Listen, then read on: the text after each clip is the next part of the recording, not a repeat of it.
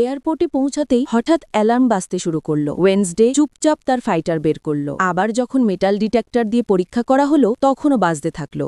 সে তার লুকানো সমস্ত জিনিস বাইরে বের করলো। জুতার ভেতর থেকে শেষ অস্ত্র না বের হওয়া পর্যন্ত পরীক্ষা চলতে থাকলো। এত অস্ত্র দেখে নিরাপত্তা কর্মীরাও হতবাক। তদন্তকারী জিজ্ঞেস করলো, তুমি এত অস্ত্র কেন সঙ্গে এনেছো? ওয়েন্সডে বলল, আমি নিজের নিরাপত্তার জন্য এগুলো রাখি।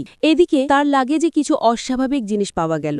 যখন একজন ব্যাগ খুলল, একটি কাটা হাত বের হলো। ওয়েন্সডে বোঝালো, আমি একটি শোতে যাচ্ছি, এটি নকল হাত। ব্যাগে হ্যান্ড লোশনও ছিল। ওয়েন্সডে অবাক হয়ে বলল, এটা কোথা থেকে এলো? কাটা হাত ইশারা করলো, আমি নিয়েছি। ওয়েন্সডে ছোটবেলা থেকেই অদ্ভুত ক্ষমতা রাখে। 6 বছর বয়সে সে এক সিরিয়াল কিলারের দিকে লক্ষ্য এঁকেছিল, যার শিকার ছিল কিছু তরুণী। খুনিকে খুঁজে বের করার জন্য সে কাটা হাতকে পুলিশ স্টেশনে পাঠিয়েছিল এবং প্রমাণ আনতে বলেছিল।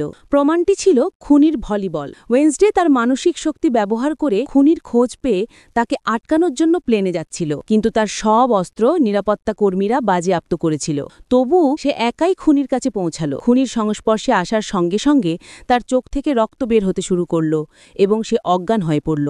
চোখ খুললে সে খুনির ঘরে ছিল। খুনি তাকে মারার পরিকল্পনা করেছিল।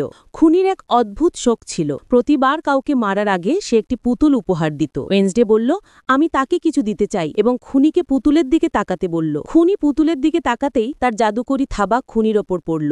ওয়েন্সডে দ্রুত হাতের দড়ি খুলল এবং জাদুকরি থাবা দিয়ে খুনিকে নির্মমভাবে মারল।